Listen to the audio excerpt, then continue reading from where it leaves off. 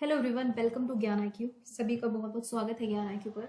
So guys, this is part 19 of KVS PRT EVS series, जो मैं आपको KVS PRT के लिए EVS सेक्शन जो करवा रही हूँ उसमें 19th पार्ट है, यानी कि 19वां भाग है। और इसमें आज का हमारा जो टॉपिक है वो रहेगा first aid and our health services at village and district level. Okay, so communicable disease और डिजीजेज वाला चैप्टर मैं आपको ऑलरेडी करा चुकी हूँ। हाँ, मैंने MCQ नहीं कराए हैं अभी तक। उसका एक ही रीज़न है कि पहले मैं थोड़ा थ्योरी पर फोकस कर रही हूँ, उसके बाद हम MCQ सीरीज भी चलाएंगे। खैर, जो भी है, इससे पहले जो लोग नए जुड़े हैं मैं उनको बता दूं कि ये इसकी प्लेलिस्ट आप जाकर देख सकते हैं। KVS PRT EVS स्पेशल एक प्लेलिस्ट है चैनल पर। उस प्लेलिस्ट में जाएंगे तो आपको सारी वीडियोस मिल जाएंगी जितनी भी मैंने अभी तक बनाई हैं। अब एक बार सिलेबस को देख लेते हैं। सिलेबस ये है आपका EVS का, KVS PRT के लिए। ठीक है, this is particularly for KVS PRT।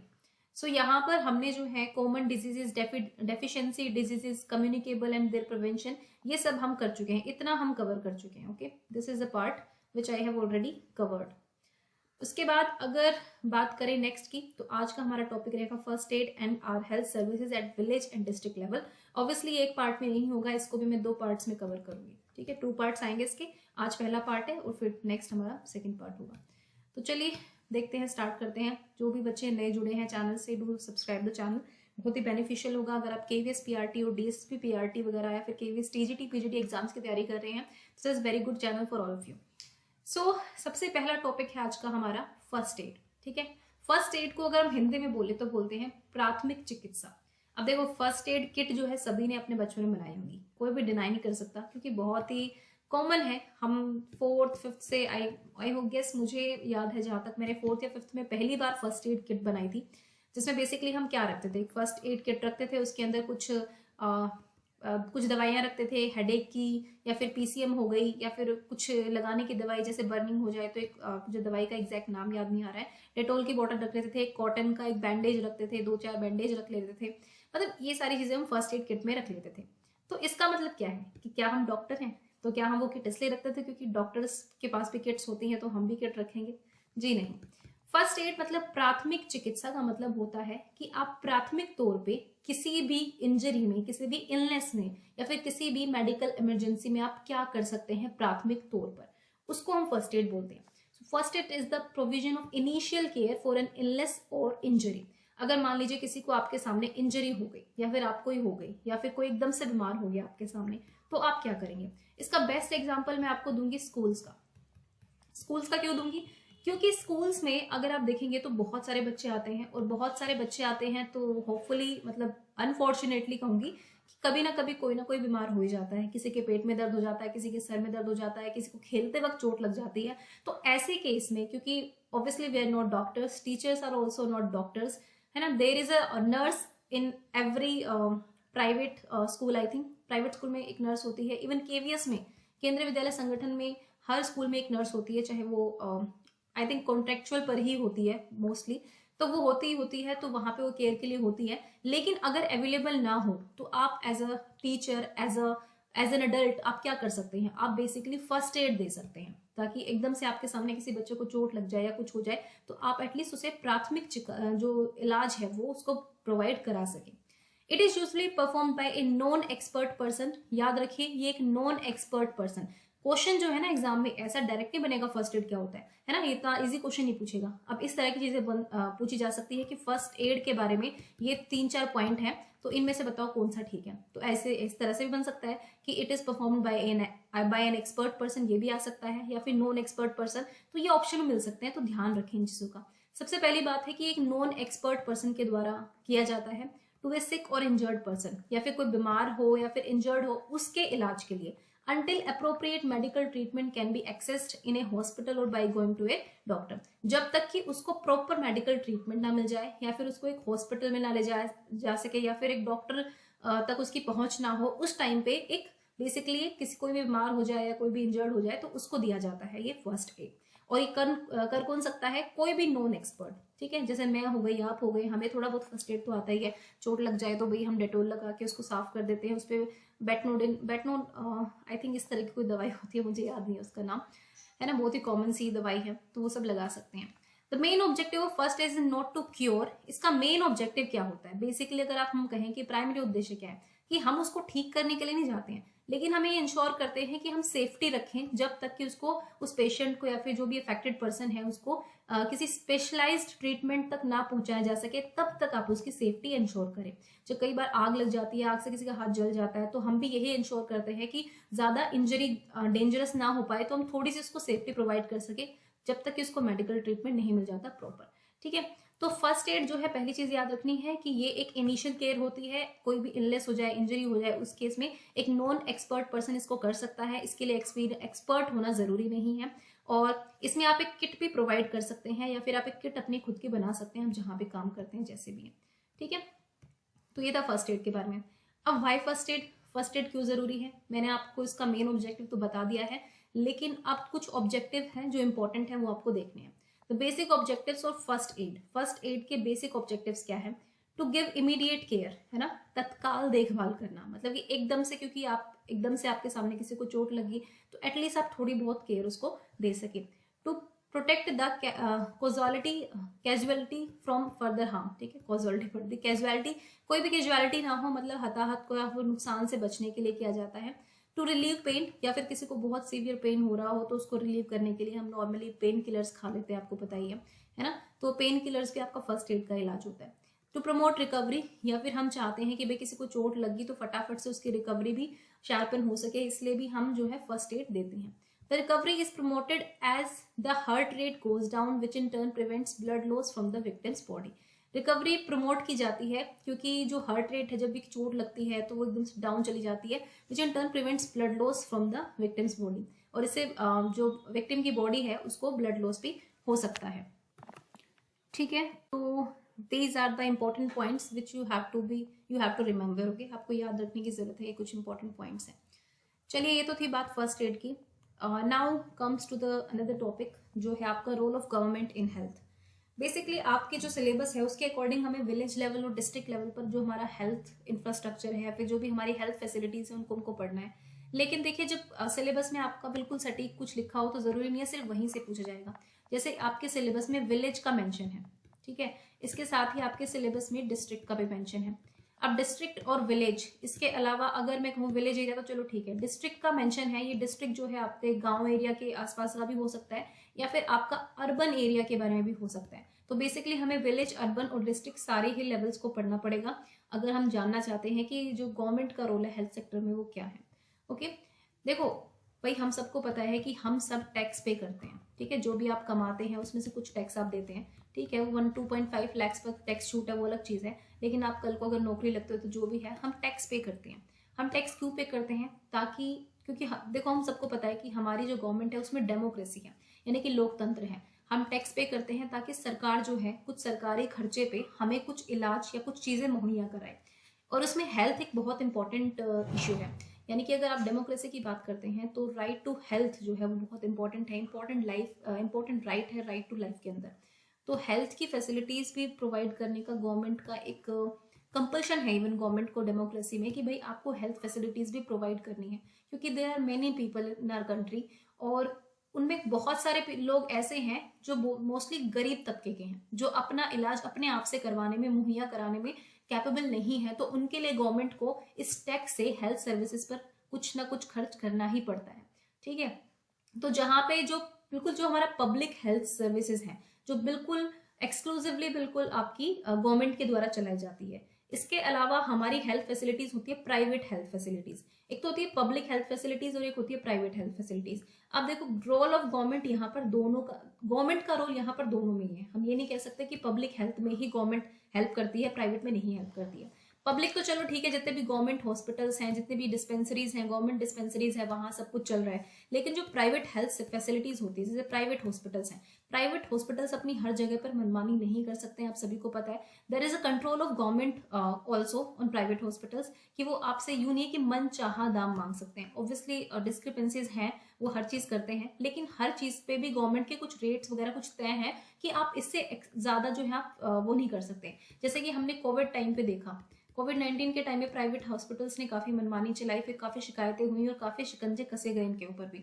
दूसरी चीज ये है कि जितने जब भी आप सीजीएचएस फैसिलिटीज लेते हैं, जब सेंट्रल गवर्नमेंट में कुछ सर्विस करते हैं तो आपको सीजीएचएस कार्ड बनता है आपका, बेसिकली सेंट्रल गवर्नमेंट की हेल्थ स्कीम मिलती है आपको। अगर आप दिल्ली गवर्नमेंट में है तो डीजीएचएस कार्ड बनता है जिसमें आपको दिल्ली गवर्नमेंट के बेनिफिट्स मिलते हैं। तो आपके कुछ प्राइवेट हॉस्पिटल्स भी गवर्नमेंट के अंदर आते हैं, मतलब सीजीएचएस और डीजीएचएस अप्रूव्ड होते हैं हॉस्पिटल, आप यहाँ पर भी जाकर इलाज ले सकते हैं। सो गवर्नमेंट का रोल जो है यहाँ पर केवल पब्लिक हेल्थ सर्विसेज पर नहीं होता, बल्कि प्राइवेट हेल्थ फैसिलिटीज में भी गवर्नमेंट का एक रोल होता है। ऑल्दो अगर हम इंडिया की बात करें तो क्योंकि इंडिया की पॉपुलेशन बहुत ज्यादा है, यहाँ पर ऐसा नहीं है कि हेल्थ सिस्टम बहुत कमजोर है, ये है ऐसा भी नहीं है पोर, लेकिन हाँ ये है क्योंकि गवर्नमेंट, क्योंकि पॉपुलेशन बहुत ज्यादा है और हेल्थ पर जो खर्चा है गवर्नमेंट का वो कंपेरेटिवली दूसरी कंट्रीज से देखें तो कम करती है गवर्नमेंट मेरे अकॉर्डिंग। क्योंकि अगर गवर्नमेंट हेल्थ पर खर्चा कम करेगी अपनी जीडीपी का तो obviously there will be less health care facilities. अब देखो ये जो है ये एनसीईआरटी का पेज है बेसिकली, मुझे ये नहीं पता कि ये कौन सी क्लास की बुक है, I don't know the class exactly, क्योंकि मैंने ऐसे ही सर्च किया था इंडिया की मेडिकल फैसिलिटीज पे तो ये एनसीईआरटी का एक क्लास की बुक निकल के आई है। ये आप देख लेना एक बार कौन सी एनसीईआरटी की किताब में है ये। तो बेसिकली यहाँ पर क्या, यहाँ पर इंडिया के बारे में कुछ फैक्ट्स दिए हुए हैं, और क्योंकि आपका केवीएसपीआरटी एनसीईआरटी बेस्ड काफी है तो आपको ये फैक्ट्स भी लर्न होने चाहिए। तो देखो India has largest number of medical colleges in the world. अब इसमें कहा गया है कि इंडिया में जो है सबसे ज्यादा मेडिकल कॉलेज है वर्ल्ड में। अगर हम वर्ल्ड की बात करें तो सबसे ज्यादा मेडिकल कॉलेज कहाँ पर है, इंडिया में। And is among the largest producers of doctors, और सबसे ज्यादा डॉक्टर्स कहाँ बनते हैं, बेसिकली इंडिया में। Approximately 50,000 new doctors qualify every year. Okay, then most doctors settle in urban areas, क्योंकि ज्यादातर जो डॉक्टर्स होते हैं वो सारे जो अर्बन एरियाज हैं, जो शहरी इलाके हैं वहां पर बस जाते हैं। People in rural areas have to travel long distances to reach a doctor. और जो गांव का एरिया हो जाता है, जैसे विलेज पॉपुलेशन होती है, क्योंकि ऑब्वियसली सारे डॉक्टर्स आपको अर्बन एरियाज में मिलते हैं, अच्छे से अच्छे डॉक्टर्स, तो सारे लोगों को डिपेंड होना पड़ता है अर्बन एरियाज पर। तो रूरल एरियाज में अगर कोई इमरजेंसी आती है तो भी उन्हें शहरों की तरफ भागना पड़ता है।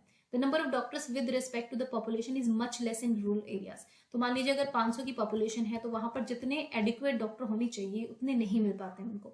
Health care facilities have grown substantially over the years. अगर आप देखेंगे तो साल दर साल जो हेल्थ केयर फैसिलिटीज बढ़ती जा रही है। 1950 में 2717, आई थॉट कि कुछ और है, 2717 हॉस्पिटल्स थे इंडिया में। फिर 1991 में ये 11,174 हॉस्पिटल्स हो गए, और 2000 में देखें तो ये 18,218 हो गए हैं। About 5 lakhs people die from tuberculosis every year, यानी कि 5 लाख लोग जो है हर साल टीबी से मरते हैं। ठीक है, this is very dangerous disease. This number is almost unchanged since independence. अब देखो टीबी के तो अलग कारण है, आपको पता है हमारे शरीर में शराब और ये सब चीजें बहुत ज्यादा वो है, तो टीबी तो स्मोकिंग और इन सब चीजों से भी होती है। सो टीबी एक बहुत इंपॉर्टेंट बीमारी है, याद रखना। मतलब इस तरह का क्वेश्चन भी आपसे डायरेक्ट पूछा जा सकता है कि हर साल जो है 5 लाख के करीब लोग किस बीमारी से मरते हैं। Almost 2 million cases of malaria are reported every year and this number is decreasing. आप देखेंगे तो जितने कोविड से नहीं इन्फेक्टेड होंगे शायद इतने तो मलेरिया और डेंगू से इन्फेक्टेड हो जाते हैं इंडिया में। India gets a large number of medical tourist from many countries. They come for treatment in some of the hospitals in India that compare with the best in the world. तो basically अगर आप AIIMS की बात करें, गंगाराम की बात करें, कुछ इंपॉर्टेंट ऐसे जो हॉस्पिटल्स हैं जिनके काफी नामी है, तो यहाँ पर मेडिकल टूरिस्ट भी आते हैं। मेडिकल टूरिस्ट बेसिकली जो लोग अपना इलाज कराने आते हैं यहाँ पर इंडिया में। We are not able to provide clean drinking water to all. 20% of all communicable diseases are waterborne. ये कह रहे हैं कि 21% डिजीजेज जो होती हैं वो सारी ऑलमोस्ट वाटरबोर्न है, यानी कि पानी से होने वाली है। डायरिया हो गया, वर्म्स हो गया, पेट के कीड़े जो होते हैं, हेपेटाइटिस हो गया जो बच्चों को बहुत ज्यादा होता है, ये सारी जो है आपकी 21% मतलब आप लगा लीजिए कि बीमारियां जो है कम्युनिकेबल डिजीज होती है जो आपकी पानी से होती है। India is the 4th largest producer of medicine in the world, यानी कि चौथे नंबर पे है अगर दवाइयों के प्रोडक्शन की बात करें। And is also a large exporter of medicine, और एक्सपोर्ट भी करते हैं दवाइयाँ। Half of all children in India do not get adequate food to eat and are undernourished. ठीक है, अब देखो यहाँ इस आर्टिकल्स में आपको ये समझाना चाहती हूँ कि इंडिया जो है, इंडिया के पास मेडिकल फैसिलिटीज की कमी नहीं है, बट क्योंकि कंट्री की पॉपुलेशन इतनी ज्यादा पुअर भी है, मैं कह सकती हूँ कि क्योंकि कंट्री की पॉपुलेशन बहुत ज्यादा पुअर है तो वो अपनी हेल्थ का ध्यान नहीं रख पाते। ऑब्वियसली लैक ऑफ रिसोर्सेज हैं, क्योंकि उनके पास खाने को रोटी नहीं है, रहने को घर नहीं है, पीने के लिए अच्छा पानी नहीं है। इसके लिए भी ultimately government is responsible. But मुझे ऐसा लगता है कि ये प्रॉब्लम्स जो है ओवर पॉपुलेशन की वजह से भी ज्यादा होती है। ठीक है, पॉपुलेशन जितनी ज्यादा बढ़ती जाएगी आपके रिसोर्सेज कम होते जाएंगे, और रिसोर्सेज अगर कम होते जाएंगे तो वो मिसमैनेजमेंट जो है आपका बढ़ता जाएगा। ओके, तो इंडिया में डिस्पैरिटी बहुत ज़्यादा है, किसी के पास बहुत ज़्यादा पैसा है, किसी के पास बहुत कम पैसा है, किसी के पास है ही नहीं, तो वो वाली सारी चीज़ें हैं। तो आप इस पूरे आर्टिकल से ये देख सकते हो कि इंडिया में जो है मेडिकल फैसिलिटीज़ तो हैं, यहाँ पे सबसे ज़्यादा डॉक्टर्स बनाए जाते हैं, यहाँ पे मेडिकल टूरिस्ट भी आते हैं, लेकिन still we are not able to uplift our medical facilities for all the people. सभी लोगों के लिए हम अपलिफ्ट नहीं कर पा रहे हैं, तो दिस इज द डिस्क्रिपेंसी ना। ये आपको बुक में बता देती हूँ कौन सी एनसीईआरटी कौन सी किताब से है ये। बेसिकली मैंने ये पीडीएफ डाउनलोड की थी। सो ये चैप्टर 2 है और इसका नाम है role of government in the health, है ना। पूरी किताब ये आप पढ़ सकते हैं अगर आप पढ़ना चाहते हैं। इसमें से जो चीज़ इंपॉर्टेंट मुझे लगी मैंने आपको बताई है। काफ़ी स्टोरीज और गांव के एरिया के हिसाब से यहाँ पे पूरा दिया हुआ है। ओके, ये आप पढ़ सकते हैं, देख लेना। चैप्टर 2 है और role of government in health, ये कौन सी उसकी होगी, सोशल एंड पॉलिटिकल लाइफ है बेसिकली। ओके, तो ये आप ज़रूर देख लें किताब अगर आपको और पढ़ना है इसके बारे में। तो अब हम चलते हैं डायरेक्ट अपनी पीडीएफ पर, जहाँ पर हम कर रहे थे अभी आपका रोल ऑफ गवर्नमेंट में आपको बता रही थी। सो ये हमने देख लिया, इंडिया की मेडिकल फैसिलिटीज के बारे में मैंने आपको बता दिया है। अब बेसिकली मैंने आपको बता ही दिया है कि रोल ऑफ गवर्नमेंट, यहाँ पर दोनों में ही गवर्नमेंट का रोल जो है वो होता है इंपॉर्टेंट। अब देखो role of public health system, जो पब्लिक हेल्थ सिस्टम होता है, मैंने आपको एक प्राइवेट हेल्थ सिस्टम बताया और एक पब्लिक हेल्थ सिस्टम बताया। तो जो पब्लिक हेल्थ सिस्टम है उसका रोल क्या है बेसिकली ये देखते हैं। It is meant to provide quality healthcare services either free or at a low cost so that even the poor can seek treatment. अभी ऑब्वियसली पब्लिक है तो पब्लिक के लिए है, और पब्लिक के लिए जब गवर्नमेंट प्रोवाइड करा रही है तो वह तो या तो लो कॉस्ट पे देगी या फिर बिल्कुल फ्री देगी। अब हम सभी को पता है कि सब कुछ फ्री नहीं होता है, कुछ दवाइयाँ बहुत महंगी आती है जिसमें कुछ ना कुछ पैसा देना ही पड़ता है। आप एम्स में देख लेंगे कि वहाँ पर भी आपको प्रॉपर फ्री ट्रीटमेंट नहीं मिलता है। हाँ, बहुत हद तक फ्री मिल जाता है लेकिन फिर भी कुछ कॉस्ट आपको लगाना पड़ता है। और क्योंकि हम टैक्स भर रहे हैं तो टैक्स जो है वो बेसिकली गवर्नमेंट को खर्च करना पड़ता है मेडिकल फैसिलिटीज पे भी। To take action to prevent the spread of diseases such as TB, malaria, jaundice, cholera, diarrhoea, chikungunya, और ताकि हम जो कॉमन डिजीजेज होती हैं, देखो कुछ डिजीजेज जो होती है ना वो बिल्कुल कॉमन हो जाती है। जैसे मैंने कहा ना टीबी, हर साल 5 लाख पेशेंट जो टीबी से मर जाते हैं इंडिया में। सो टीबी जो है वो एक बहुत ही कॉमन डिजीज बन चुकी है। इसके अलावा हर साल मलेरिया होता है, हर साल डेंगू होता है। तो इनके खिलाफ जो एक्शन लेना होता है वो भी पब्लिक हेल्थ सिस्टम का ही काम है, चाहे वो अवेयरनेस प्रमोट करना होगा, जैसे कि दिल्ली सरकार का एक चला है ना 10 दिन 10 हफ्ते डेंगू वाला जो अभियान चलता है, वो बेसिकली पब्लिक हेल्थ सिस्टम के अंडर ही आता है। वो उसमें गवर्नमेंट भी इनिशिएट लेती है, एनजीओज भी इनिशिएट लेते हैं, सब लोग करके उसको प्रिवेंट करने की कोशिश करते हैं। तो the government must safeguard the right to life of every person. मैंने आपको बताया कि right to health comes under right to life, यानी कि जो हमारा हेल्थ का अधिकार है वो हमारे राइट टू लाइफ के अधिकार के अंदर आता है। और अगर ये राइट टू लाइफ आर्टिकल 21 की बात कर रही हूँ मैं, राइट टू लाइफ उसके अंदर आता है, जीने के अधिकार के अंदर, और जीने का अधिकार एक फंडामेंटल राइट है, हम सभी को पता है। इसलिए गवर्नमेंट की ड्यूटी है ये, उनको करना ही करना है, हमारे जीवन के अधिकार की रक्षा करना गवर्नमेंट का काम है। इसलिए उनको पब्लिक हेल्थ सिस्टम प्रोवाइड करना जरूरी है, ठीक है, ये कंपल्शन है। अब देखो एक थोड़ा सा स्ट्रक्चर बनाया है मैंने, जो हेल्थ केयर सिस्टम है, इंफ्रास्ट्रक्चर है इंडिया में, वो किस तरह का है ये मैं आपको थोड़ा समझा देती हूँ। इस पर डिटेल्स में या फिर हर लेवल की डिटेल्स जो है हम नेक्स्ट वीडियो में कवर करेंगे, सबको अलग से यहाँ पे कवर करना आज के वीडियो में पॉसिबल नहीं है। सो नेशनल लेवल है, स्टेट लेवल है, और उसके बाद डिस्ट्रिक्ट वगैरह ये सारी चीज़ें आती हैं। देखिए नेशनल लेवल की बात करें तो हमारा नेशनल लेवल मीन्स हमारा सेंट्रल गवर्नमेंट के ऊपर पूरे देश को लिया जाता है, जहाँ पर जैसे आपके केवीएस जो है ये नेशनल लेवल के स्कूल्स होते हैं, मतलब कि सेंट्रल गवर्नमेंट के स्कूल हैं क्योंकि ये पूरे देश के लिए होते हैं। तो नेशनल लेवल का जो सिस्टम होता है वो पूरे देश के लिए होता है। तो ministry of health and family welfare जो है वो इससे डायरेक्ट रूप से जुड़ी हुई है। हेल्थ की मिनिस्ट्री और फैमिली वेलफेयर की मिनिस्ट्री जो होती है वो डायरेक्ट नेशनल लेवल यानी कि हमारे राष्ट्रीय स्तर तक जुड़ी होती है। उसके बाद हम स्टेट और यूनियन टेरिटरीज की बात करें, यूटीज यहाँ पे यानी कि केंद्र शासित प्रदेशों की बात हो रही है। तो राज्य और केंद्र शासित प्रदेशों का अपना एक डिपार्टमेंट होता है, department of family health family welfare का एक डिपार्टमेंट होता है। जैसे मिनिस्ट्री होती है ऐसे इनका एक डिपार्टमेंट होता है, तो उसके अंदर चलती है। ऐसा नहीं है कि स्टेट में अगर स्टेट हॉस्पिटल्स हैं तो नेशनल लेवल के हॉस्पिटल्स या कुछ नहीं होगा, ऐसा नहीं होता है भाई। हेल्थ केयर है, यहाँ पर स्टेट लेवल पर भी काम होगा और नेशनल लेवल पर भी काम होगा। सो बेसिकली स्टेट गवर्नमेंट अपने कुछ हॉस्पिटल्स, अपने कुछ हेल्थ सिस्टम्स चलाती है, और साथ ही साथ नेशनल लेवल के हेल्थ सिस्टम भी वहां पर चलते रहते हैं। फिर आते हैं apex hospital. Basically apex hospital वो होते हैं जहाँ पे कोई स्पेशलाइज ट्रीटमेंट होता है किसी चीज के लिए, जैसे कैंसर के लिए हो सकते हैं, एड्स के लिए हो सकते हैं, इस तरह से। ठीक है। उसके बाद आता है डिस्ट्रिक्ट लेवल। अब डिस्ट्रिक्ट जो है वो गांव के एरिया में भी हो सकता है आपका, और क्योंकि ऑब्वियसली गांव भी पड़ते हैं डिस्ट्रिक्ट में, और अर्बन एरिया की भी बात हो रही है यहाँ पर, तो डिस्ट्रिक्ट हॉस्पिटल्स होते हैं। अब डिस्ट्रिक्ट हॉस्पिटल्स में रूरल एरियाज हो गया और अर्बन एरियाज हो गए, दोनों को कवर करते हैं ये। तो रूरल एरियाज की अगर हम बात करें, यानी कि ग्रामीण इलाकों की बात करें, तो ये 3 चीजें चलती हैं। कम्युनिटी हेल्थ सेंटर होते हैं, प्राइमरी हेल्थ सेंटर होते हैं, और सब सेंटर्स होते हैं। उसके बाद अगर हम अर्बन एरिया, शहरी इलाके की बात करें, तो यहाँ पर हॉस्पिटल्स होते हैं और आपकी डिस्पेंसरीज होती हैं। अब देखो ये जो रूरल कम्युनिटी हेल्थ सेंटर क्या होते हैं, प्राइमरी हेल्थ सेंटर क्या होते हैं, सब सेंटर्स क्या होते हैं, इसको मैं अगली क्लास में डिस्कस करूंगी। ठीक है। और हॉस्पिटल अर्बन एरियाज का इतना कॉम्प्लिकेटेड नहीं है, लेकिन ये रूरल एरियाज वाला थोड़ा सा कॉम्प्लिकेटेड नहीं कहूंगी, बट थोड़ा सा ऐसा होगा जिसके बारे में आपको ज्यादा जानकारी नहीं होगी, क्योंकि हम सभी ऑलमोस्ट अर्बन एरियाज में रहते हैं, तो हमें पता होता है कि एक हॉस्पिटल होता है, डिस्पेंसरीज होती है, ये सबको पता होता है। लेकिन ये community health centre, primary health centre, इनके बीच क्या डिफरेंस है आपको पता होना चाहिए। ओके। कुछ इसके अलावा नेशनल लेवल पे कौन कौन से मिशन चल रहे हैं वो भी आपको पता होने चाहिए। हालांकि इसमें आप इतना फोकस है नहीं, लेकिन फिर भी नेशनल लेवल के, जैसे कि पोषण अभियान है आपका, आयुष भारत है, ये जो करंट में चल रहे हैं ना, ये आयुष भारत हो गया, पोषण अभियान हो गया, इन सब चीज़ों के बारे में भी आपको पता होने चाहिए, क्योंकि ये भी एक तरह से पब्लिक हेल्थ केयर सिस्टम के अंदर आते हैं। तो इन सारी चीज़ों को हम नेक्स्ट वीडियो में कवर करेंगे। आज की वीडियो के लिए इतना ही। Okay, so be patient for the next video. और मैं पेडागोजी की सीरीज के साथ साथ कंटिन्यू करूंगी, और ये वीडियो क्योंकि काफ़ी दिन बाद मैंने ईवीएस की लाई हूँ, तो इसीलिए बच्चे निश्चिंत रहें, आपको ये ईवीएस में मैं कंप्लीट करा के दूंगी। And thank you for watching ज्ञान IQ। अगर वीडियो अच्छी लगे तो लाइक ज़रूर करना। Thank you.